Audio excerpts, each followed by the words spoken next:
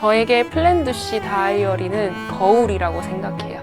거울을 보면은 나의 모든 것을 다 볼 수 있잖아요. 플랜두시 다이어리를 쓰면 내가 하루를 어떻게 사는지 100% 볼 수 있다고 생각하거든요.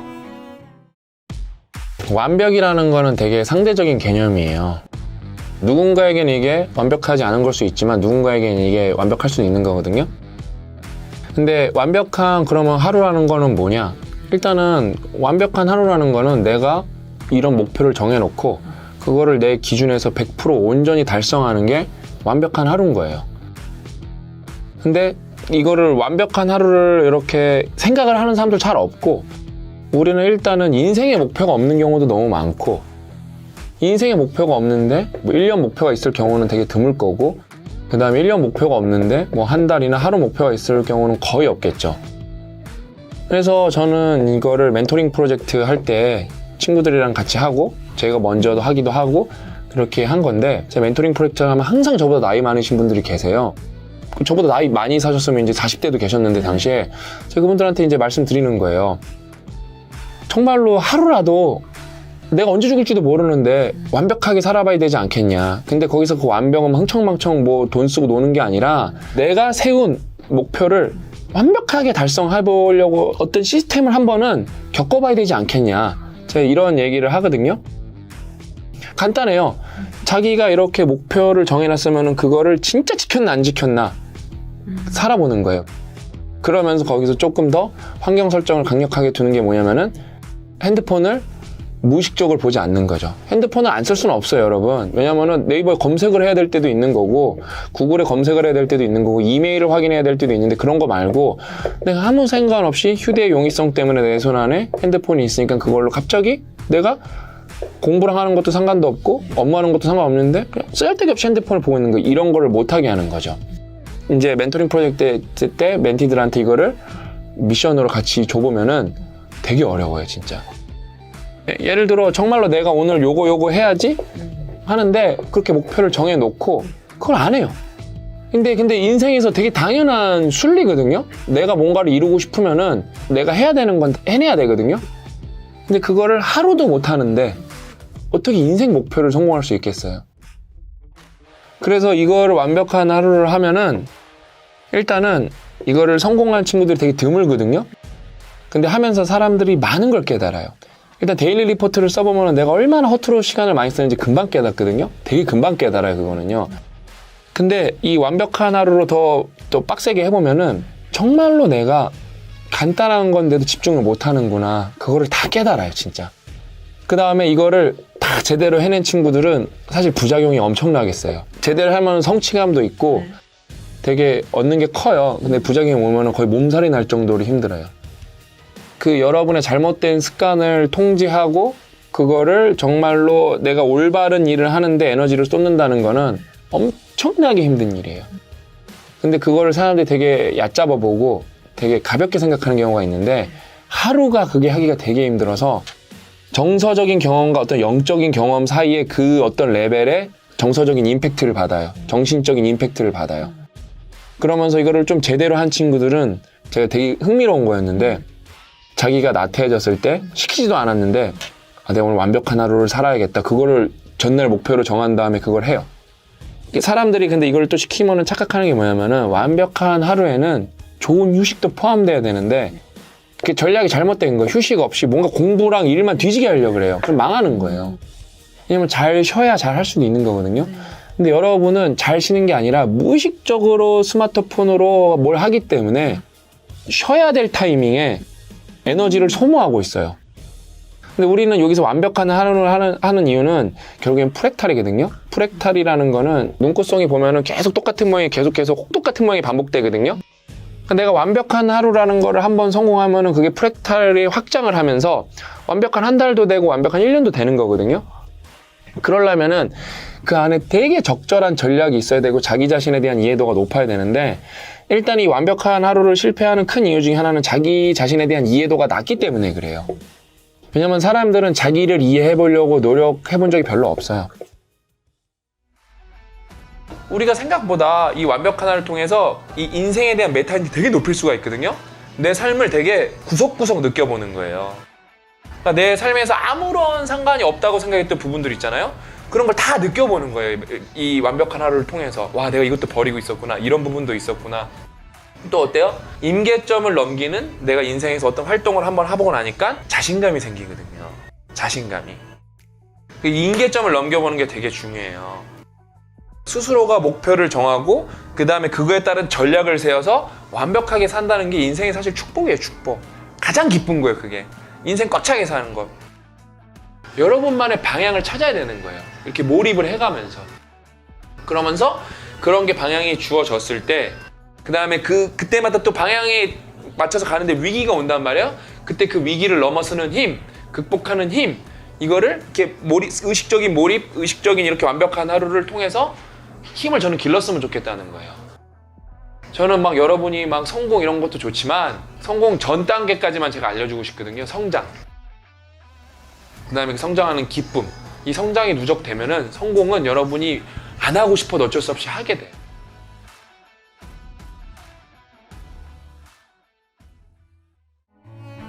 저 같은 경우에는 매일 하루를 시작하기 전날에 생각을 해요. 오늘보다 더 나은 내일을 보냈으면 좋겠다. 하루에 대한 피드백을 작성하는 거랑 전과 이 차이가 좀 크더라고요. 일주일 전보다 더 나은 나를 만들 수 있지 않을까. 행복은 삶의 목표면 결승지점이죠? 아니요. 중간에 있는 휴게소예요. 주유소고. 안 죽으려고 버텨내려고 행복한 겁니다. 행복은 목표가 아니라 도구다. 도핑 테스트에서 금지 약물 복용하면 안 되죠. 왜냐? 메달 박탈당하고 프로 선수들은 영구 퇴출당하니까요. 자, 그런데 왜 금지 약물 복용하면 안 되느냐? 라고 보통 여쭤보면 대부분의 분들께서 이런 식으로만 대답을 하십니다. 그거 금지 약물 복용하면 훈련 안 해도 근육 뿜뿜 생기잖아요. 연습 안 해도 신체 능력 좋아지잖아요. 보통 이렇게만 얘기하세요. 자, 그런데요. 금지 약물의 더 신속하고도 강력한 효과는 에나돌릭 스테로이드 같은 그런 스테로이드 계열의 금지 약물을 지금 복용하시면 이제 저녁 드실 때쯤 되면 한 서너 시간 후죠. 그때부터 아주 많이 행복해져요. 마음이 행복해진다니까요. 그게 금지 약물의 가장 중요한 효과예요. 그래서 저녁 먹을 때쯤 됐을 때부터 이 기분이 많이 금지 약물로 인해서 인위적으로 행복해진 이 선수는 내일 아침부터 어떤 행동을 보이는지 아십니까? 다른 선수들은 견디지 못하는 혹독한 훈련을 이 선수는 홀로 버텨냅니다. 다른 선수들은 엄두를 못 내는 그 어려운 연습을 이 친구만 하겠다고 도전을 해요. 그래서 아주 짧은 시간에 놀라운 수준의 신체 능력을 가지게 되는 겁니다. 약물은 그 자체로 근육 강화제가 아니라 행복해진 마음으로 고통스러운 훈련을 견뎌내기 위해서 먹는 효과가 더 강해요. 물론 거기에 증식 효과가 있기도 하지만. 그래서 행복은 목표가 아니라 도구라는 거죠. 역사적으로도 아주 잘 증명된 사실이에요. 이 메커니즘을 저희들도 몰랐을 땐 왜 이런 일이 자꾸 벌어지고 왜 이런 데이터가 나오지라고 저희들도 의아했었는데 이젠 대부분 저희들이 다 이제 파악을 하고 이해를 마쳤죠. 2차 세계대전 때 독일의 나치가 수많은 유태인들을 아우슈비츠 같은 수용소에 넣고 정말 4, 5년 가까이 정말 극악한 박해를 하죠. 85%가 사망하십니다. 놀라운 건 15%가 그 끔찍한 고통 속에서 살아남았다는 거예요. 종전이 되고 도대체 이 살아남은 분들은 누굴까? 도대체 어떤 분들이 이걸 버텨낸 거지? 이 끔찍한 이 고통 속에서 미국과 유럽의 심리학자들이 이분들을 연구하죠. 더 건강한 사람, 신체가 건강했던 사람, 이런 사람들 위주로 살아남았을 거라고 하는 예상이 보기 좋게 빗나갑니다. 어떤 분들이 주로 살아남느냐? 가장 1번 요인, 가장 강한 요인은 나치에 의해서 수용소에 끌려 들어가기 전까지 행복하게 살았던 유태인들이 대부분 살아남았어요. 그게 버티게 만드는 거예요. 우리 인생은 늘 고난과 시련과 역경의 연속일 뿐입니다. 그러니까 내년의 고통을 이겨낼 에너지는 오래 경험하는 행복에서 나오고요. 2년 후에 역경을 이겨낼 그 에너지는 내년에 1년 후에 행복에서부터 나오는 겁니다. 그래서 저는 군대 가는 남학생들한테 항상 쫓아다니면서 얘기합니다. 군대 가기 전에 이런 애들 있어요. 피트니스 센터 가서 몸 만들어. 얘들아, 네가 너희들이 해야 되는 건 멀쩡한 몸으로 가면 돼. 그냥 군대는 최대한 너의 사랑하는 사람과 사랑하는 가족과 사랑하는 친구들과 행복하고 즐거운 시간을 보내고 가야 되는 거야. 너희들 그런 힘으로 6주 훈련 버티는 거야, 이놈들아. 라고 제가 얘기를 하는 거죠. 이게 바로 도구로서의 행복이죠. 자, 그러면 목표는 하나지만 도구는 자주 써야 되는 거죠. 그러면 간단하죠. 행복은 크기가 아니라 빈도가 훨씬 더 중요합니다. 1년에 100점짜리 행복 한 번 경험하는 유기체보다 10점짜리 행복 10번 경험하는 유기체가 훨씬 더 강하고 생산적이며 소통하고 그리고 협업합니다. 그리고 자기 인생을 더 좋은 긍정적인 자세로 볼 수 있어요. 그런데 자꾸 크기에 집착을 하다 보면 빈도가 떨어지면서 우리가 오히려 정말 엄청난 부나 아니면 엄청난 영광을 누린 분들인데 오히려 말년에 혹은 말년이 되기도 전에 비극적으로 삶이 끝나는 경우가 대부분 그런 거죠. 우리 인생의 행복 중에 하나가 바로 뭐냐? 비합리적 신념. 가족은 늘 같이 해야 된다. 이런 거 하나씩 살짝 깨는 거죠. 이래서 이 우리의 삶에서 이런 작은 행복들이 필요합니다. 즉 부킹 해피니스들이 필요하다는 거예요. 이 작은 그 사한선의 행복. 이걸 많이 알고 있는 사람들은 좌절해서 빨리 빠져나오죠. 자, 생각해 보십시오. 프로야구에서 이런 얘기를 합니다. 누가 팀의 에이스 투수냐? 컨디션이 좋든 나쁘든 어쨌든 꾸역꾸역 올라가서 자기에게 맡겨진 경기를 던지고 내려오는 투수. 어떤 분이 사장 가나요? 라고 했더니 저한테 이럽니다. 꾸역꾸역 아무리 힘들고 힘든 일이 있어도 아니면 어쨌든 괴로운 일이 있어도 어쨌든 그래도 꾸역꾸역 그래도 출근해봤던 사람들. 그런데 적어야 돼요. 그거 적은 분은 다 위인됐어요. 어벤져스처럼 결과적으로 결연한 의지와 놀라운 위기 극복의 능력을 가지게 되죠. 우리 인류가 가지고 있는 그걸 가장 많이 적어놓은 책이 있습니다. 그걸 가장 많이 적어놓은 책. 아무리 좌절을 해도 살짝 행복하게 만들었는데 행복을 경험했는데 그 다음날 그래서 그분은 다시 일어났죠. 그런데 그 살짝 그 전에 일어났던 일을 적어놓은 분, 우리 인류 역사상 가장 그걸 많이 적어놓은 분이 바로 누구냐? 이순신 장군의 난중일기예요. 그래서 그분이 강했던 거예요. 이순신 장군의 난중일기를 읽어보시면요. 성웅 이순신 장군의 신에게는 아직 12척이 있사옵나이다. 뭐 한산선 달 밝은 밤에 그 찰 옆에 차고 뭐 구국의 충절로 막 이런 얘기 있죠. 3%밖에 없어요. 그런 멋진 성웅 이순신의 얘기는. 나머지 97%는 다 뭔지 아세요? 다 뭐 먹은 얘기, 장난친 얘기, 수다 떤 얘기, 갈대밭거린 얘기예요. 그런데 임진년에 시작한 저 난중일기가 정유년에만 가도 이제 어떤 패턴이 보이는지 아십니까? 이순신 장군은 깨닫기 시작하신 게 이제 보입니다.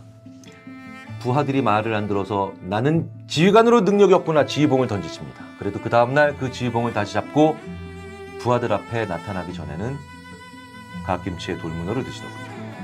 그런데 조정의 수많은 대신들이 정치적으로 모함해서 나는 그냥 낙향할 거야, 내 이러면서 나라 안 지킬 거야 라고 관직을 버리고 나가시려다 그래도 내가 나라를 지켜야지 이렇게 하실 때는 갓김치에 돌문어는 사라지고 파전에 동동줄. 나는 이렇게 병법에 문외하니까 이래서 책을 다 실제로 앞마당에다 던집니다. 불태워! 라고 하시든 뭘 드시는 게 아니라 찾아가는 대장장이가 있고 이렇게 적혀 있어요. 밤새 그 대장장이와 이런저런 넋두리를 했노라. 장난치고 수다 떨고 무언가를 먹고 갈대밭을 걷고 시련의 종류마다 그 네 가지가 종류가 다르게 붙습니다. 시련의 종류와 그걸 이겨내고 다시 이뤄내는 그 중간에 뭘 해야 될지를 살짝 뭐 해야 될지를 이제 패턴으로 이해하고 계시는 그 흔적이 역력히 보여요. 150개의 역경을 이겨내는 어벤져스가 되신 거예요. 근데 우리는 그 결과만 보고 있었던 거예요. 그리고 그걸 150개 정도 써놓으시니 세계 최고의 어벤져스가 되셨고 그리고 그걸 50개 정도 알고 있는 사람이 적어놓은 사람이 카네기나 록펠러였어요. 우리 인생은 난중일기입니다. 그래서 일기를 쓰는 사람이 강해진다라는 것의 메커니즘을 저희들이 이제야 풀었어요. 우리 스타디언 분들의 난중일기도 오늘부터 이제 작성이 시작되면 어떨까 싶습니다. 저에게 플랜두시 다이어리는 묵직한 인생의 동반자라고 하고 싶습니다.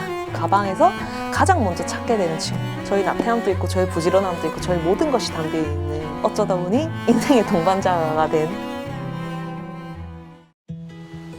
너는 이래서 안 돼. 이거는 그래서 못해. 너는 안 될 거야. 주변에서 여러분 인생을 마치 자기가 다 아는 것 마냥 여러분을 판단해버리는 거예요. 그냥 내 의지와 상관없이 환경 때문에 우리는 학습된 무기력에 이렇게 빠지는 경우가 많아요. 근데 이 친구는 그거를 뭐로 깼었었냐?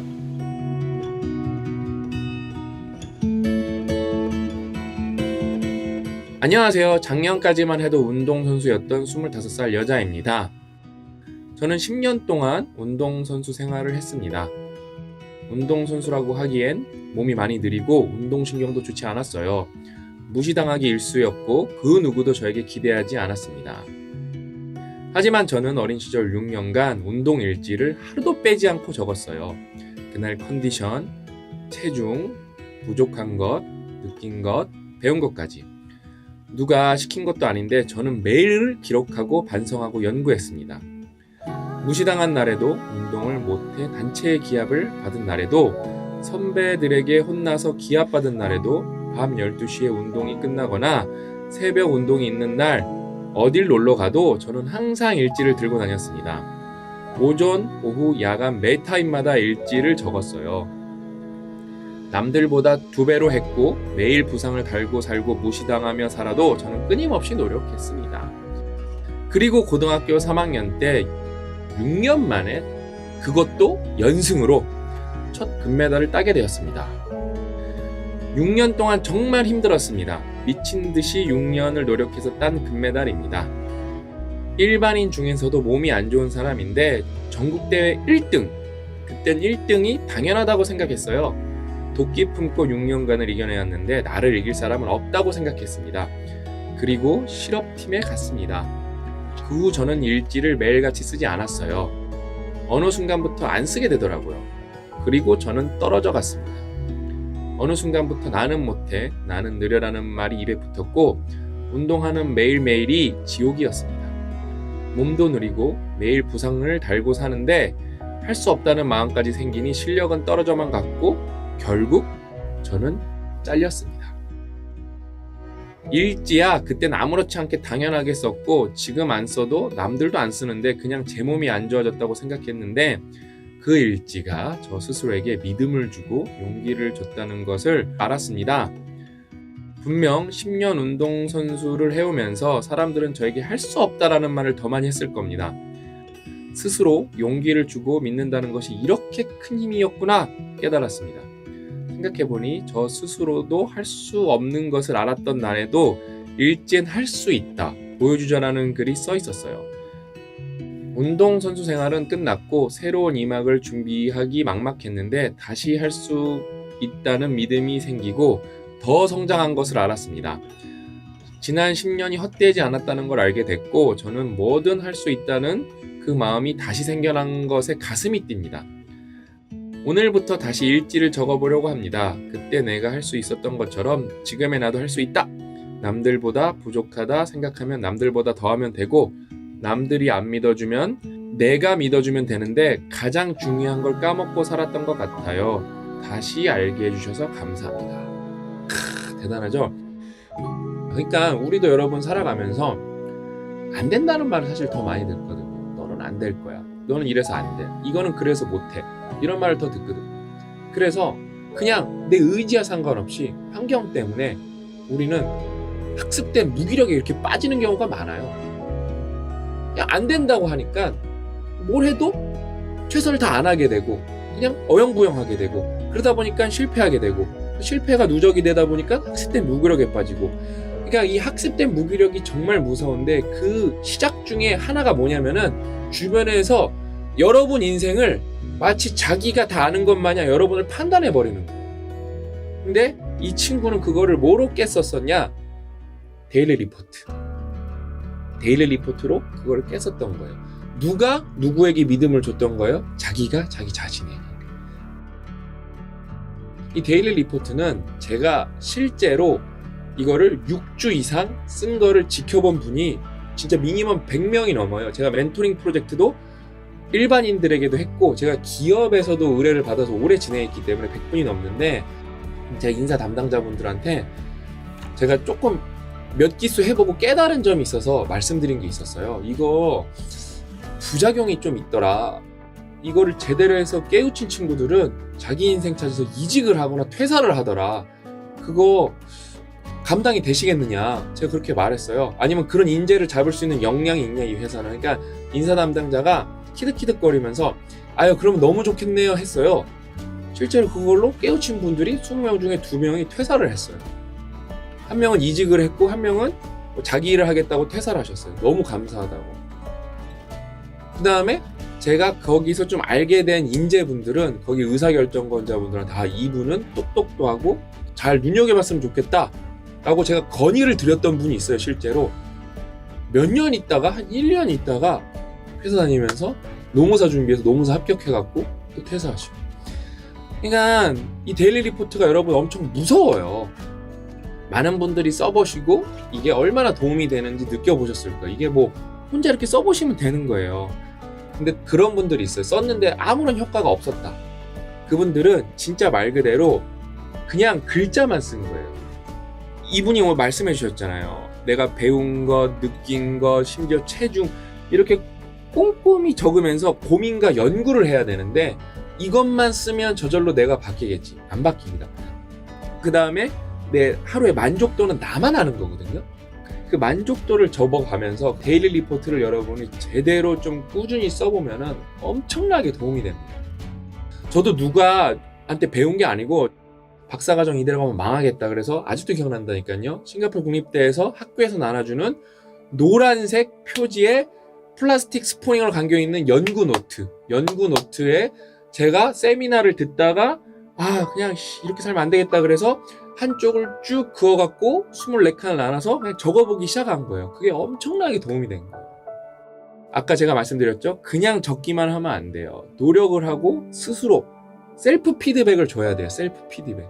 그러면서 아까 이 친구가 말했던 것처럼 고민과 연구의 과정이 있으면은 여러분이 정도의 차이만 있지 무조건 좋아진다. 1시간 단위로 꼭 쓰시고 자기 평가를 스스로 하시고 반성을 하고 그거를 이제 실천해 보려고 노력을 하세요. 그렇게만 해봐도 안 바뀌기가 쉽지가 않아요. 그렇죠. 우리가 살면서 시간은 계속 흘러가고 있는데 과연 이 시간이 흘러간다에 대한 인지를 하고 있는 사람이 진짜 몇이나 있을까? 거의 없는데 여러분 인생은 유한합니다. 여러분이 이렇게 뭔가를 하고 있을 때 시간은 계속 흘러가고 뭐 제가 볼 때 인생을 얼마나 잘 살았냐는 뭐 여러 가지 기준이 있겠지만 이 유한한 시간을 얼마나 알차게 썼냐가 큰 기준이 아닐까 생각합니다. 꼭 인생이 조금 더 밀도 있게 꽉 찬 인생이 되시면 좋겠습니다.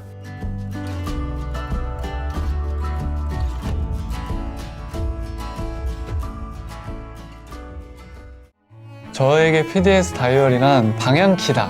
이 PDS 다이어리 자체가 메타인지를 높이는 데 정말 최고의 도구라고 생각이 들어요. 제 인생이라는 그런 이제 모험 같은 거를 그 목적지까지 달성할 수 있게끔 그 방향을 계속 이렇게 조절해주는 방향키인 것 같아요. 직장에서 저를 엄청 괴롭히던 상사가 있었어요. 근데 그런 누군가가 뭔가 작정하고 사람 하나를, 특히 상사가 아래에 있는 직원한테 그런 상하관계를 이렇게 강요하면서 괴롭히면 그거의 멘탈이 나가지 않을 사람은 전 없는 것 같거든요. 그게 좀 제일 큰 원인이었죠.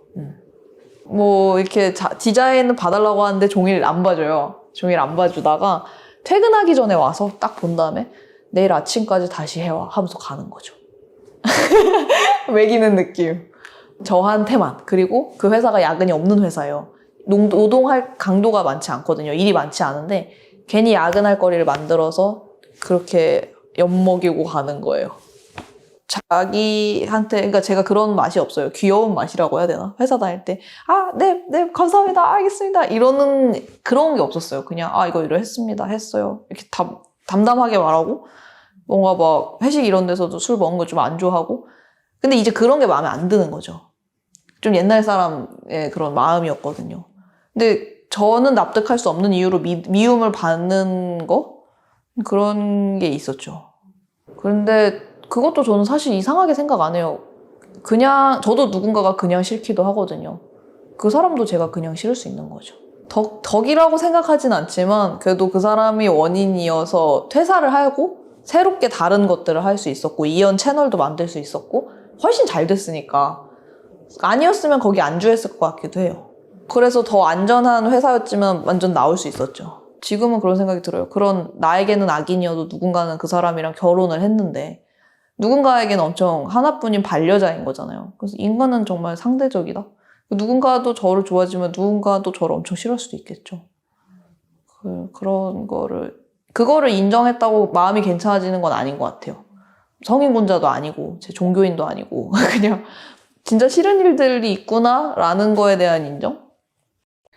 일단은 그냥 사라지는 대로 혹은 사는 대로 사는 것도 저도 많이 했는데 지금도 그렇게 살고는 있지만 그렇게 하다 보면은 뭔가 저를 굉장히 많이 잃게 되는 것 같아요.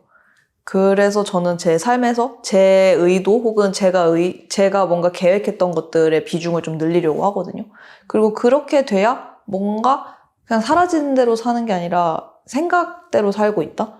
그래서 제가 예전에 그런 영상 올린 적 있거든요. 뭐 무기력? 거기서 그랬던 건데 아무튼 삶의 패턴을 찾아야 한다고?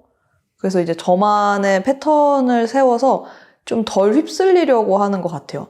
그 세상이 아무리 막 이렇게 시끄럽고 바빠도 나는 5시에 일어날 거고 나는 뭐 그림을 그릴 거고 나는 뭐를 할 거고 그렇게 하면서 되게 저다움? 이런 게 많이 만들어지는 것 같더라고요.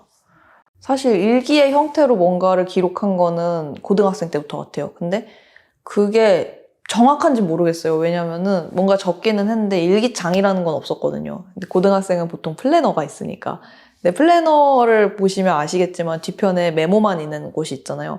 그런 곳에 그림 그림? 아니다. 공부하기 힘들 때 이제 막 그냥 넋두리를 쓴 거죠.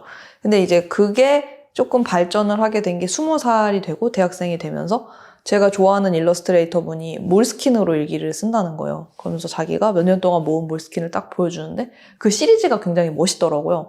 그래서 저도 사실은 일기를 써야겠다라기보다는 저런 나만의 시리즈, 이야기를 남겨두면 좋겠다. 그런 생각으로 일기를 쓰기 시작했고 그 일기 때도 저는 뭔가 그 능숙함이 사람마다 다른 것 같아요. 그때는 이제 능숙하진 않지만 뭔가 의욕이 많았어서 다듬어지진 않았지만 막 그림도 섞여 있고 막 글도 막 메모처럼 섞여 있고 펜 색깔도 다 다르고 막 이렇게 되어 있었는데 지금은 그게 여러 가지 기록의 형태로 나뉘어서 뭐 핸드폰에도 남기고 일기장에도 남기고 블로그에도 남기고 이렇게 정돈이 좀 많이 됐어요. 그리고 그 과정에서 제가 좀 변한 것들은 그런 거였어요. 내가 하는 말이 생각보다 많이 맞구나? 근데 우리는 모두가 무언가를 하기 힘들어하는 이유가 확신이 없어서인 것 같거든요. 근데 그 확신이라는 게 저도 마찬가지로 없었는데 일기에서 나는 이게 나한테 안 맞아. 나는 이런 거를 꿈꾸고 있어. 나는 이런 사람이 될 거야. 한 것들이 나중에 봐도 거의 다 맞고 그렇게 되어 있는 거예요. 정말 무슨 예언을 한 것처럼. 그래서 내가 엄청 뭔가 그런 노스트라다무스는 아니더라도 내가 나에게만은 뭐가 맞고 필요한지를 나는 사실 다 알고 있구나. 그래서 그 정답 같은 거를 좀 많이 보게 되면서 나는 이런 사람이고 나는 이런 게 필요하겠구나. 그런 확신을 좀 많이 얻을 수 있었죠. 근데 확신이 있으면 웬만한 일들을 다 할 수 있거든요. 대부분 연인이라고 치면, 아니 썸을 타는 관계라고 치면 확신이 없으면 고백을 못 하잖아요. 근데 얘도 나 좋아하네 하면 고백할 수 있고 사귈 수 있잖아요. 그런 식으로 삶에서 많은 것들을 했던 것 같아요. 이거를 남기지 않으면 나도 나를 기억하지 못할 것 같은 거예요. 근데 제가 싫었던 게 그런 거였어요. 고등학교 때 고3 너무 힘들잖아요. 근데 선생님들이 진짜 이때가 제일 좋다. 너네 고민 없이 공부만 할 때가 좋은 거고 공부도 다 때가 있는 거야 하는데 저는 이 말이 엄청 열받는 거예요. 왜냐면은 나는 힘들어 죽겠는데 지금 이 고생을 하는 건 난데 뭘 지나고 보면 괜찮대. 근데 나도 이거에 대해서 지금 너무 안 괜찮다라는 걸 남겨놓지 않으면 제가 나중에 커서 똑같이 힘든 학생들 보고 지나고 보니까 괜찮아 이런 소리를 할 것 같은 거예요. 그게 너무 그냥 싫은 거예요. 그냥 약간 치기 어린 마음. 그래서 썼거든요. 이현수, 제 이제 이름이 이현수인데 야, 이현수, 너 고3 좋았다는 말 하기만 해. 정말 너무 힘들었으니까, 지옥 같았으니까, 이렇게 써놓은 거예요. 근데 그런 거죠. 내가 나를 기억해 주길 바라는 마음? 그리고 그게 지금까지도 이제 기억에 남거든요. 그리고 내가 과거의 나들을 많이 기억하는 게 나라는 사람을 아는 데 도움이 많이 돼서 그래서 좋아요. 모르겠어요. 전 제 내면이 단단한가? 단단해 보인다는 얘기는 많이 듣는데 저도 끊임없이 너무 많이 흔들리는 사람이고 사실은 별로 단단해지고 싶다는 욕심은 없어요. 그냥 이렇게 말랑말랑한 게 내 모습이지 않을까. 그러면은 이 모습에 맞춰서 계획을 짜든 살아봐야겠다. 좀 그런 생각이죠. 저를 바꾼다기보다는 단단하게.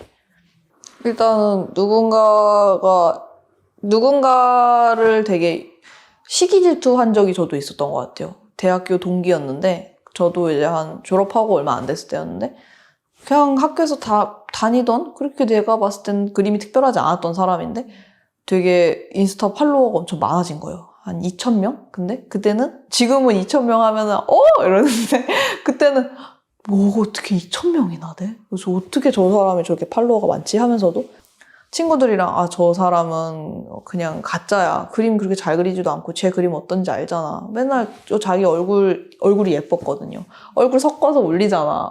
이게 무슨 자기 실력이야. 막 이렇게 생각을 했는데 그렇게 얘기를 하고 돌아가서 가만히 곱씹어 보니까 그거를 그렇게 내가 먼저 얘기를 꺼냈다는 것도 그게 너무 신경 쓰인 거고 그리고 그 사람이 그렇게 했으니까 나는 그 사람보다 그림 더 잘 그리니까 너는 그거 할 수 있어? 했을 때 저는 그걸 못하는 거예요. 못하고 있었고 그러면은 이거는 내가 인정을 해야 된다. 나는 사실 그 사람을 부러워하고 있었고 열등감을 느끼고 있었다. 그러면 걔는 얼굴이 예뻤으니까 얼굴을 많이 활용한 거잖아요. 그럼 나도 내가 할 수 있는 거 다 꺼내 모아야겠다. 근데 그중 하나가 목소리가 된 거죠. 저는 일단 말을 잘하는 것 같아요. 근데 이게 사실 엄청 자각을 못하고 살았거든요. 말을 할 일이 딱히 없으니까. 디자이너가 말을 크게 할 일이 없잖아요. 그냥 이거 시안입니다. 메일에도 항상 쓸 말이 없어요. 이거 시안입니다. 이거 언제까지 피드백 주세요. 이거밖에 없어요. 그래서 제가 말을 얼추 할 수 있는 사람이다? 이런 거를 좀 모르고 살았는데 유튜브도 하고 이렇게 하다 보니까 말을 되게 잘하는 편이더라고요. 근데 이거는 엄청 큰 재능인 것 같고 글도 잘 쓰는 것 같아요. 근데 말하기랑 글쓰기만 잘해도 저는 웬만한 사업이나 마케팅이나 굉장히 다양하게 쓸 수 있는 덕목인 것 같거든요. 자기 어필도 그렇고. 그게 그림 못지않게 되게 큰 능력이지 않을까? 그림보다 사실은 또 중요하지 않을까? 미대에서도 이거 말로 잘 풀어내는 애들이 학점 더 잘 받거든요. 엄청 큰 장점이죠. 그리고 저는 성실함이 저의 또 재능이라 생각해요.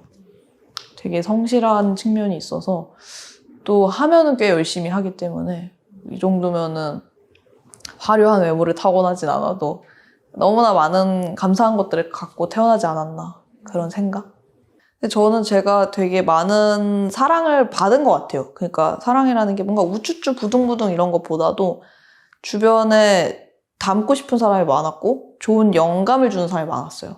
그러니까 상처를 주는 사람들을 사실 곁에 두지도 않았고 상처받을 만큼 뭔가를 크게 못하지도 않았어요. 제가 욕심이 너무 많기 때문에. 그런 얘기를 먼저 원천 차단하려고 했죠. 스크래치를 남이 낸다고 생각 안 해요. 전 자기 자신이 더 많이 낸다고 생각하거든요. 사실 남한테 그렇게까지 이상한 소리 많이 안 듣잖아요. 맨날 남을 만나는 것도 아니고.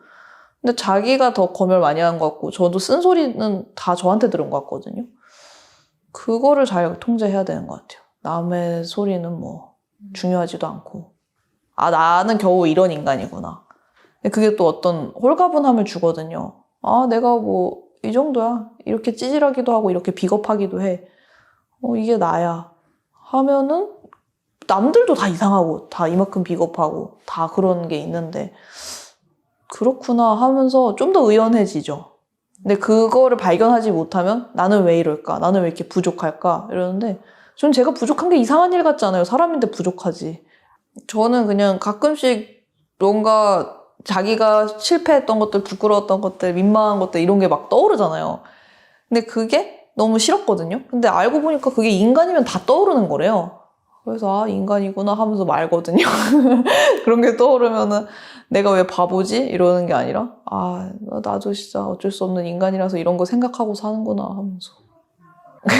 근데 생각을 많이 하다 보니까 발견한 거여서 아, 인간이 원래 좀 다소 실망스러운 존재구나.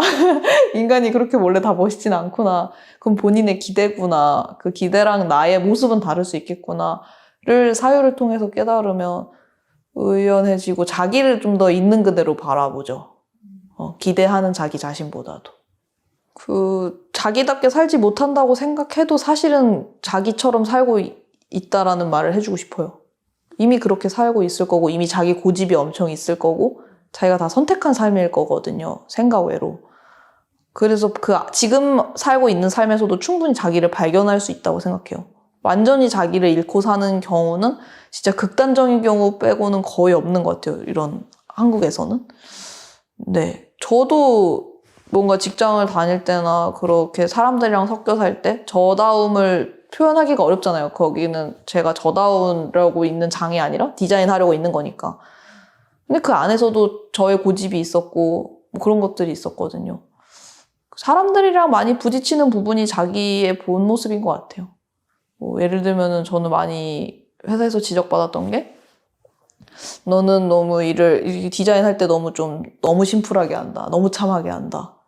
좀 더 꾸며라. 좀 더 덧붙여라. 이런 얘기 들었는데 그게 저였어요. 이렇게 뭔가 지적받는 게 저의 뾰족함이기도 하더라고요. 그거를 알고 그거를 날렵함으로 키우는 거죠. 지적받는 무언가가 아니라. 심플한 걸 좋아하면 심플한 거의 멋이 뭔지 보여주지 하면서 그걸로 잘 인테리어를 하거나 디자인을 한다거나. 아침의 피아노인가? 거기에 나온 문장인데 슬픔은 이럴 때 쓰라고 있는 게 아니다. 치병하면서 쓴 그런 어떤 철학자 교수님의 책이거든요. 그래서 저도 가끔 제가 너무 슬퍼하고 우울해하고 이럴 때마다 근데 그게 엄청 슬퍼할 상황이 아닐지도 몰라. 내 슬픔은 이럴 때 쓰는 게 아니야. 뭔가 이 슬픔에 대해서 너무 남발하지 말자. 너무 자주 슬퍼하고 자주 무기력해 하지 말자. 슬픔은 이럴 때 쓰는 게 아닐지도 몰라. 이런 생각하죠. 되게 담담한 느낌이었어요. 사실은 그럼 슬퍼하지 말라는 얘기처럼 들려서 냉혹할 수도 있잖아요. 근데 그냥 뭐 엄청 슬퍼할 일도 아닌 거죠. 사람이 아프고 그런 게 정말 슬프지만 자연스러운 일인 거죠. 많이 또 흠뻑 삶을 살았다면. 그래서 저도 뭔가 제가 어떤 거에 굉장히 슬프다면 그만큼 되게 진심이었다는 거 아닐까? 되게 진심이었던 일에 내가 사랑했던 일에 굳이 슬픔을 써야 할까? 사랑만 남겨둘 수도 있는데 그런 거죠. 근데 이거를 하면서 가장 큰 도움이 되는 부분은 쓸데없이 버려지는 시간이 없이 알차게 하루를 계획할 수 있는 것. 그게 하루하루 모이다 보니까 한 달이 되는 거고 그 실력이 다 모여서 결국은 내면의 내공이 되는 거잖아요. 유튜브 하지 말아야지. 나 오늘은 뭐 안 할 거야. 게임 안 할 거야. 택도 없다는 거야. 그렇게 하면 오히려 악순환이 발생할 수 있다는 거. 이거는 너무 여러분 유용한 거예요. 이제 ACT라는 빡센 프로그램이에요. 뭐 이렇게 금연해야 되는 것들, 뭐 마약 중독된 분들 이런 거 끊어내는 거라서 되게 난이도가 높은 걸 적용하는 이론인데 그거를 초집중에 적용해 보자는 거예요. 네. 정말로 유익합니다. 초집중. 그냥 제목조차 초집중이 돼. 초집중이라는 게 왜 중요하냐면은 이 관점을 여러분이 생각을 해보세요. 사실 돈 아까운 줄 아는 사람은 많은데 어느 정도 내공이 되지 않으면 시간 아까운 줄 모르는 사람이 대부분이에요. 근데 시간과 돈은 동치급은 아니지만 거의 뭐 비례하거든요. 돈은 우리가 솔직히 열심히 하면 벌 수는 있지만 시간은 되돌릴 방법이 없어요. 그렇죠. 그다음에 우리가 돈을 많이 벌만 하는 행위들은 뭐냐면은 시간을 아끼는 행위들이에요. 그러니까 내가 돈을 줘서 아웃소싱을 해버리는 거예요. 근데 근본적으로 아웃소싱이 안 되는 것들이 있어요. 내가 해야 되는 것들이 있어요. 그러니까 그거를 하려면 결국엔 초집중을 누구나 해야 돼요.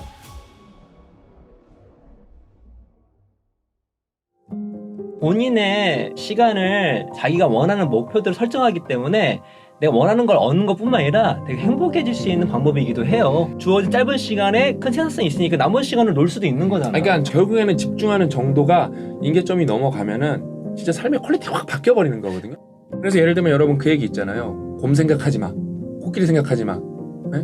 북극곰을 생각하지 않으려고 해보라. 그러면 빌어먹을 것이 1분마다 떠올 것이다. 아주 공감 가는 말이죠. 그러니까 뭔가 생각하지 않은 거를 생각 안 하려고 그러면 더 생각이 그렇죠. 나요. 근데 핵심은 다음에 있어요. 북극곰을 생각해 그런 거예요. 북극곰을 생각해 그러면 어떤 빈도가 만큼 떠올랐는데 북극곰을 생각하지 마를 이렇게 들었던 분들은 더 미친 듯이 북극곰이 떠오른다는 거예요. 그래서 이걸 거기서 뭐라 그러냐면은 ironic process theory, 그러니까 역설적 과정 이론이라 그래요. 그러니까 내가 뭔가를 이렇게 안 하려고 그러다가 그게 이렇게 릴리즈 이렇게 풀려져 버리면은 더 미친 듯이 하게 된다는 거예요. 그래서 초집중을 하려면 여러분이 뭐예요? 유튜브 하지 말아야지. 나 오늘은 뭐 안 할 거야. 게임 안 할 거야. 택도 없다는 거예요. 그렇게 하면 오히려 악순환이 발생할 수 있다는 거예요. 이거는 너무 여러분 유용한 거예요. 여기가 이게 근간이에요. ACT가 4단계가 있는데 제가 2단계를 설명해 드릴게요. 1단계는 읽어는 다 드리면은 딴짓에 선행하는 불편에 초점을 맞춰 내부 계기를 파악한다. 여러분 이렇게 막 책을 읽어. 책을 이렇게 막 읽고 있어. 근데 갑자기 스마트폰에 쓱 손이 가.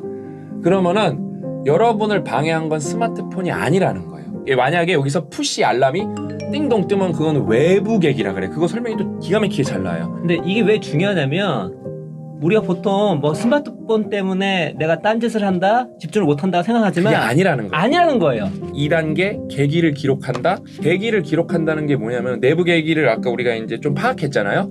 그거를 파악으로 끝나는 게 아니라 적어보라는 거예요. 그냥 적기만 하면 돼요. 내가 지금 스마트폰을 본 이유는 책을 읽는데 이해가 이 부분에서 되질 않았어. 이런 거를 나 지금 소름 돋았어. 적기 시작하면 여러분이 그냥 자연스럽게 집중력이 올라가요. 그거가 능력이라는 거예요. 사람들이 이 내부 계기를 기록하는 것 자체가 여기 실력이라고 나와요. 그렇지. 만약 여러분이 바른마음 같은 거 읽으면 이해가 안 될 거란 그렇죠. 말이에요. 예. 근데 여러분이 똑같은 건데 웹툰을 보고 있다고 생각해보세요. 술술 볼 거란 말이에요. 훨씬 몰입될 거란 말이에요. 그러니까 거기다 적는 거예요. 환경 설정을 얘기하잖아요. 근데 환경 설정 되게 중요한 전략인데 그러나 이 책은 그거보다 더 깊게 들어갑니다. 더 근본적으로 들어가요. 환경 설정도 중요하지만 근본적인 내부 계기를 해결하지 못하면 또다시 집중하지 못한 상황이 이게 재발된다고 얘기하고 있는 거거든요. 그래서 이 내부 계기를 파악하는 것이 매우 중요하고 이 책의 앞부분의 백미 중에 하나입니다. 솔직히 이 사람이 되게 깊구나라는 걸 느낀 부분이 있어요. 그게 뭐냐면은 이번에는 지루함을 극복해 여러분이 집중할 수 있잖아요. 그거에 대한 꿀팁인데 지루함이라는 게 이제 재미랑 반대 개념이 아니라는 거예요. 이 사람은요. 재미없어도 지루해도 집중할 수 있다는 거예요. 재미란 익숙한 상황을 의도적으로 새로운 방식으로 처리했을 때 생기는 결과다. 그러므로 가업 자체에 집중해야 된다. 고통에서 달아나려고 하거나 보상을 이용해 동기를 유발하려고 할 게 아니라 익숙한 일에서 이전에 보지 못했던 도전 과제를 찾을 수 있을 만큼 주의를 깊이 기울여야 한다. 이게 미친 거야 이게. 내가 이거를 프로그램에서 한번 본 적이 있어요. 생활의 달인에서 달인들이 왜 달인이 되냐면은 똑같은 과업을 할 때 계속 새로운 걸 찾고 그 조금의 발전에 재미를 느끼는 거예요. 가변성. 네, 그래서 그분들은 궁극의 경지까지 올라가. 그 세차의 달인 보면 기가 막히거든요. 다 그거 보면 예술이라 그러잖아요. 근데 우리는 뭐예요? 그러니까 이분은 여기서 뭐라고 예를 들어주면 잔디 깎을 때 예를 들면 잔디 깎으면 그냥 노역이란 말이야. 근데 일단은 벌써 어떻게 하면 재밌어지냐? 그걸 기록을 시작을 해보는 거야. 내가 이거 다 깎는데 어저께 6분 20초 걸렸는데 오늘 6분 19초에 깎아보겠다. 그래도 여러분 이건 다 바뀌는 게 아니에요. 100에 80이면 그래도 짜증나 이런 말이 나올 거예요. 근데 20%는 뭐예요? 19초 한번 깨고 싶은데 잔디 깎는 거는 전 세계에서 1인자지. 이 잔디를 깎는 그 아트. 그러니까 제가 줄넘기를 최근에 좀 많이 했는데 그냥 그거예요. 그냥 제가 세는 게 아니라 이렇게 하면 이렇게 카운트 되는 걸로 샀거든요. 그냥 거기서 보는 거 그 가변성의 재미에 들린 거예요. 재미란 무엇인가에서 남들이 못 보는 가변성을 찾는 것이다. 따분함과 단조로움을 돌파해 숨어있는 아름다움을 찾는 것이다.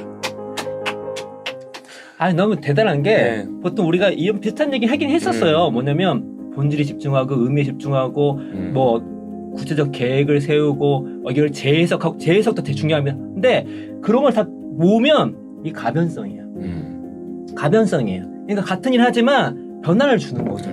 그래서 이 지겨운 일이 지겹지 않은 일로 바뀌게 하는 거예요. 그러니까 가변성 말 자체가 좀 딱딱하잖아요.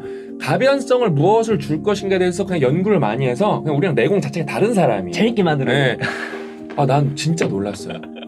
니르 이알이라는 작가님이 원래 뭐 하시는 분이냐면은 어떤 시스템에서 이렇게 예를 들면 페이스북 어떤 아니면 게임 이런 거에서 내가 이 페이지에 얼마나 많이 방문하게 하게 할 건지 그 다음에 얼마나 오래 머물게 할 건지 그거를 밤낮으로 연구하시는 분이에요. 네, 맞습니다. 그래서 성공하신 분이어서 뭐 이렇게 초집중을 연구하시는 분이 아니라 사실 반대를 연구하시는 분이에요. 자기가 사람들의 정신 혼을 빼는 방법을 아니까 그렇죠. 반대로 이거를 끊을 수만 있으면 집중할 수 있다. 그래서 나는 내부자로서 어깨 아킬레스건을 알고 있다라고 아니, 얘기하시는 분입니다. 근데 새로운 걸 전 더 많이 알았어요.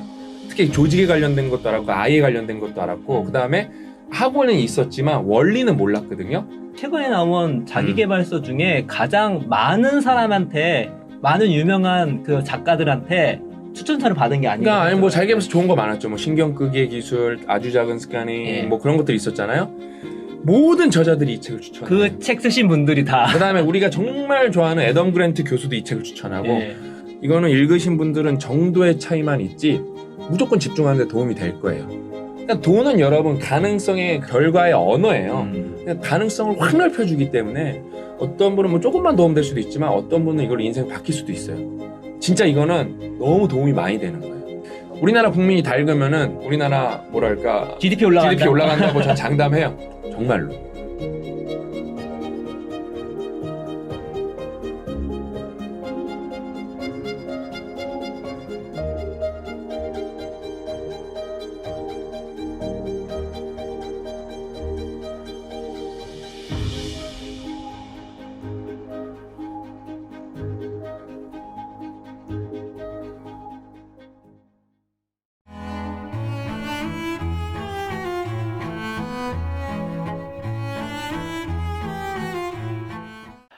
유선 PD님, 저희 플랜도시 다이어리가 나와서 네. 나온 김에 제가 요거 나오면 꼭 이 말씀 드려야지 하고 준비했었던 이야기가 있습니다. 네. 오늘 해드리려고 하는데 주제를 말씀드리면 바뀌고 싶다면 무조건 적어라. 진짜 체인지 그라운드 콘텐츠 중에 이 내용을 다룬 콘텐츠가 정말 많은 걸로 알고 있거든요. 심지어 그 예전에 목련아 PD님이 찍으신 영상은 조회수가 100만이 넘었어요. 네. 그런데도 그 얘기를 왜 지금 또 드리느냐? 이것만큼 중요한 게 없어서 그래요. 진짜 여러분 성장하고 싶고 바뀌고 싶으면은 진짜 무조건 적어야 됩니다. 특히 데일리 리포트라고 하면 뭐 체인지 그라운드 철학의 시작이자 끝이다. 이렇게 말할 수도 있는 정말 중요한 내용인데 네. 진짜 데일리 리포트를 제가 한 3년간 써왔지 않습니까? 네. 진짜 그냥 이거는 무조건 해보셨으면 좋겠어요. 진짜 무조건 해보면은 아 이거 왜 해보라 그러는지 알 정도로 효과가 진짜 빠르게 나타나고 정말 많은 득을 보게 되거든요. 그럼에도 혹시나 아직 망설이고 계시는 분들이 있다면 플랜도시 다이어리 이거 뭐 효과 있겠어? 라고 의심하는 분들이 있다면 제가 오늘 이걸 왜 적어야 하는가, 왜 바뀌고 싶다면 무조건 적어야 하는지 그 이유에 대해서 한번 말씀을 드리고 싶어요. 네. 그래서 첫 번째, 무조건 적어야 되는 이유 첫 번째, 적기만 해도 목표 달성률이 올라갑니다. 이게 캘리포니아 도미니칸 대학교에 게일 매튜스라는 교수님이 계신데 이 교수님 연구진들이 여러 나라 출신의 전문가들 267명을 대상으로 조사를 해봤대요. 그래서 뭘 했냐면 목표를 한번 기록해봐라. 그래서 이 목표를 기록하는 단순한 행동만으로도 성취가 달라질 수 있을까 했는데 네. 진짜로 달라졌다고 합니다. 오, 성취가 42%나 올라갔다. 42%. 이게 42%면 절대 작은 값이 아니에요. 네, 거의 그럼요. 뭐 반절만큼 더 올라간 거니까 효과가 진짜 크다는 건데 네. 아, 놀랍지 않습니까? 그냥 목표를 적기만 했는데도 달성률이 높아진대요. 이게 적는 게 이게 약간 이거 헷갈리시면 안 돼요. 시크릿유의 그런 희망사항하고는 좀 달라요. 그러니까 적는다고 해서 그게 이루어지는 게 아니라 적었기 때문에 그게 더 나한테 계기를 많이 주고 목표를 더 많이 상기하게 하고 맞아요. 이런 영향을 끼쳐서 네. 목표 성취율을 42%나 올려준다는 거죠. 그래서 이와 관련해서 책 탁월한 인생을 만드는 법에서 목표를 기록해야 하는 5가지 이유에 대해서 이렇게 설명을 해줍니다. 첫째, 당신이 원하는 것을 명확히 알게 된다. 이게 글쓰기의 장점이기도 해요. 이게 글로 안 쓰고 머리로만 생각을 하면은 좀 뭐랄까 정리가 안 되는 그런 기분들이 있잖아요. 근데 글로 쓰면은 정리가 됩니다. 그래서 단순히 머리로 생각하는 것보다는 글로 적었을 때 훨씬 명확해지는 것이죠. 두 번째는 저항을 극복하도록 돕는다. 이게 무슨 말이냐면 책에서는 목표를 명확히 밝히고 기록하면 우리의 목표와 동질감을 느껴 결심을 굳건히 다질 수 있다. 이렇게 이야기를 합니다. 요거를 다른 말로 하면은 저는 이렇게 말씀을 드리고 싶어요. 버티는 힘이 생겨요. 어떤 목표는 정말 이루기 힘들 수도 있고 어떤 목표는 살짝 뭐 깜빡깜빡하는 그런 목표들도 있어요. 그럴 때 이렇게 눈앞에 목표가 적혀 있으면은 네. 깜빡깜빡할 일도 덜어지고, 그리고 특히 힘들 때 포기하고 싶잖아요. 정말 포기하고 싶은데 눈앞에 그게 딱 있으면은 포기하지 않고 버티게 돼요. 그 외에 예전에 변호인 네. 영화 보셨어요? 네. 거기 보면은 그 법전 책에 써 있잖아요. 포기하지 말자. 그런 거 보면서 버티는 거거든요. 그래서 목표를 기록하면 저항을 극복하도록 도와준다. 이게 두 번째 이유고, 자, 세 번째는 행동에 옮기도록 자극한다. 이게 아까 말씀드렸잖아요. 적혀 있으면은 하게 돼 있다니까요. 맞아요. 저 같은 경우는 요즘에 버피 테스트를 시작했습니다. 그래서 며칠 전부터 시작해서 10개부터 하루에 1개씩 늘려가면서 하고 있거든요. 그래서 오늘 아침에 14개를 하고 왔는데 오. 네. 얼마 시작한 지 얼마 안 됐죠? 아니 하나도 안 하는 것보다 훨씬 좋죠. 그렇죠. 저도 그렇게 생각하면서 하고 있거든요. 그런데 이거를 꾸준히 하게 된 계기가 달력 있잖아요. 네. 달력에다가 이제 오늘은 14개 하는 날, 아. 오늘은 15개 하는 날 이렇게 적으니까 네. 아침에 일어나서 오늘 며칠 아이고 버피 테스트부터 해야겠다 이렇게 몸이 되더라고요. 오. 그래서 확실히 기록을 하면 네. 행동으로 옮기게 되는 그런 게 있고, 맞아요.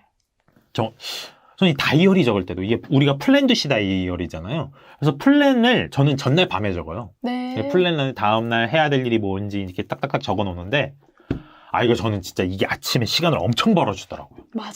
바로 행동에 옮길 수 있어요. 이게 솔직히 아침에 비몽사몽하고 내가 오늘 뭐 해야 되지? 막 이렇게 하는데 딱 피면 이거 해야 되는구나. 네.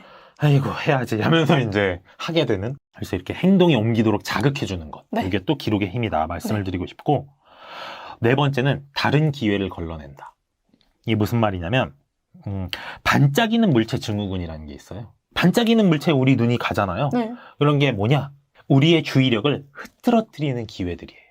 그 새로운 기회라는 게 다 좋은 게 아니에요. 어떤 기회는 우리의 주의력을 오히려 흐트리고 우리가 더 집중해야 될 때 집중하지 못하게 만드는 효과가 있을 수도 있거든요. 예를 들면은 워런 버핏이 어떤 사람한테 조언을 했는데 네. 이루고 싶은 거를 쫙 적어보라고 했대요. 네. 25가지가 나왔어요. 네. 그래서 그 중에서 그럼 이 중에서 꼭 이루고 싶은 게 뭐냐? 5개만 골라봐라. 네. 그래서 5개를 골라놨더니 그 사람한테 그러면은 앞으로 어떻게 할 거냐고. 그러니까 앞에 5개를 이루는데 일단 매진하면서 뒤에 20개도 좀 천천히 이뤄가려고 준비를 하겠다. 이렇게 얘기를 했더니 워런 버핏이 그때 뭐라 그랬냐면 틀렸다고. 앞에 5개에만 집중하고 뒤에 20개는 쳐다도 보지 말아야 돼. 요런 게 이제 그 쳐다도 보지 말아야 하는 기회가 바로 네. 반짝이는 물체, 아. 증후군이라고 볼 수 있거든요. 네. 이런 거를 그럼 어떻게 구분할 수 있느냐? 기록을 해야만 구분을 할 수가 있다는 거죠. 마지막 5번째는 진행 상황을 확인해서 기념하게 한다. 이게 기록의 저는 정말 가장 큰 장점이라고 보는데, 우리가 어떤 원대한 목표, 특히 큰 목표를 이룰 때마다 가장 힘든 게 뭐냐면 내가 지금 어디까지 왔을까? 앞으로 목표를 이루려면 얼마나 더 가야 하나? 얼마나 더 힘들어야 하나? 네. 이게 안 보이니까 인생이 괴로운 거거든요. 그런데 그때 설령 꼬린 지점은 안 보일 확률이 커요. 우리 인생에 많은 것들이 꼬린 지점이 보이지가 않습니다. 그렇기 때문에 힘든 건데 최소한 내가 얼만큼 왔나까지는 볼 수 있어요. 어떻게 해야? 기록하면. 그래서 그걸 보게 되면은 뭔가 좀 앞으로 얼마나 더 나아가야 할지, 내가 봤을 때 나한테 얼마나 만족하고 있는지 이런 것도 볼 수 있고, 무엇보다 이게 방향을 잃어버리지 않는 이정표 역할을 해줘요. 내가 지금 이 방향으로 가야지, 흔들리지 말아야지, 이런 게 되고, 그리고 나중에 원하는 지점에 도착했을 때 네. 인생에서 그런 거 기념해야 되잖아요. 네. 그런 걸 기념할 수 있는 것도 역시나 기록을 남겨두었을 때다. 네. 이렇게 말씀을 드리고 싶어요. 이게 이제 기록된 목표의 힘이라고 네. 말씀을 드릴 수 있습니다.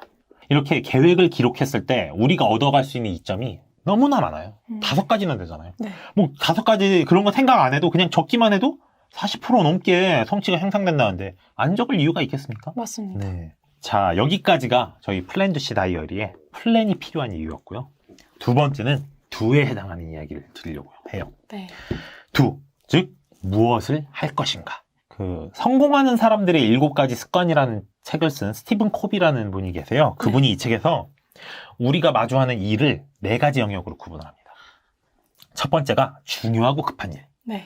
두 번째가 덜 중요하고 급한 일. 세 번째가 중요하고 덜 급한 일. 네. 네 번째가 덜 중요하고 덜 급한 일. 그럼 이 4가지 중에서 제일 먼저 해야 될 일이 뭘까요? 중요하고 급한 일. 그렇죠. 중요하고 급한 일 해야 되고 절대 하지 말아야 될 일은? 덜 중요하고 덜 급한 일. 그렇습니다. 이게 사실 이 우선순위의 첫 번째와 마지막은 좀 뻔해요. 네. 뻔하게 보여가지고 어렵지 않은데 문제는 그럼 덜 중요하고 급한 일하고 중요하고 덜 급한 일 중에 뭘 해야 될까요? 이게 진짜 어려운 문제거든요. 스티븐 코비는 뭐라고 이야기를 하냐면 중요하지만 덜 급한 일을 먼저 하라고 이야기를 합니다. 그리고 이렇게 얘기해요. 보통 사람들이 성공하지 못하는 이유가 뭐냐? 네. 덜 중요하고 급한 일에 신경을 많이 쏟아서 그렇다. 뼈 맞았어요. 네, 진짜 뼈 맞는 얘기인데 그러면은 중요하고 덜 급한 일이 뭐냐? 사실 이게 인생의 공통분모에 해당하는 일들이거든요. 대부분. 오. 예를 들면 운동, 아, 독서, 공부, 네. 영어 공부 이런 것들. 네. 이게 왜 안 덜 급하냐면 네. 당장 운동하지 않는다고 건강이 나빠집니까? 맞아요. 아니에요. 당장 독서하지 않는다고 내가 바보가 되나요? 그런 것도 아니거든요. 그래서 네. 사람들이 그냥 뭐 당장에 뭔가 급한 일이 안 생기니까 운동도 안 하고 독서도 안 하고 그렇게 세요. 맞아요. 그리고 시간이 지나면 어떻게 되죠? 건강이 나빠지고 후회하죠. 그렇죠. 지식은 뒤처져지고 응. 그렇게 되는 거예요. 그래서 왜 그런 말도 있잖아요. 운동하고 독서는 시간이 나서 하는 일이 아니라 시간을 빚내서라도 해야 되는 일이다. 네. 이 말이 이거랑 일맥상통하는 말입니다. 맞습니다. 네. 그래서 중요하지만 덜 급한 일을 더 우선적으로 해야 된다. 그런데 왜 우리가 이걸 우선적으로 하지 못할까요? 까먹거든요. 아, 독서의 중요성, 뭐 얘기를 꺼내면 알죠. 하지만 일상에 그게 습관이 되지 않는 이상, 네. 이렇게 자연스럽게 하기가 쉬운 일이 아니거든요. 네. 그렇죠? 운동도 그렇거든요. 이게 운동하려고 운동해야지. 하지만 집에 가면 어떻죠? 피곤하고 힘드니까 아이고 운동은 내일부터 해야겠다. 또 그렇게 되면 그냥 자버리고 그러다 또 며칠 동안은 또 막 신경 쓰다가 또 까먹고 네. 그러면 뭐 또 흐지부지 되고 이런 걸 방지해 주는 게 뭐냐? 그게 바로 여러분 기록입니다. 맞습니다. 그리고 먼슬리의 태스크 트래커가 그거를 조금 잡아줄 수 있을 것 같아요. 맞아요. 진짜 제가 이거를 꼭 말씀을 드리고 싶었는데 네. 여기 보시면은 태스크 트래커라고 있어요. 네. 이게 뭐냐면은 한 달 동안에 해야 할 일, 내가 목표를 가지고 꾸준히 해야 할 일을 여기 적고 그걸 꾸준히 해나가는 거거든요. 네. 플랜드 C 다이어리를 쓰면 이렇게 태스크 트래커에서 여러분이 습관화하고 싶은 활동들, 꾸준히 이어가고 싶은 활동들을 기록하고 관리할 수가 있어요. 그러니까 이게 적어놓지 않으면 진짜 그냥 신경 안 쓰면 그냥 훅 지나가요. 그리고 습관이 안 돼 있으면 신경을 쓸 수가 없어요. 금방 또 까먹고 잊어버린다면 피곤하면 다 만사 흐지부지 되거든요.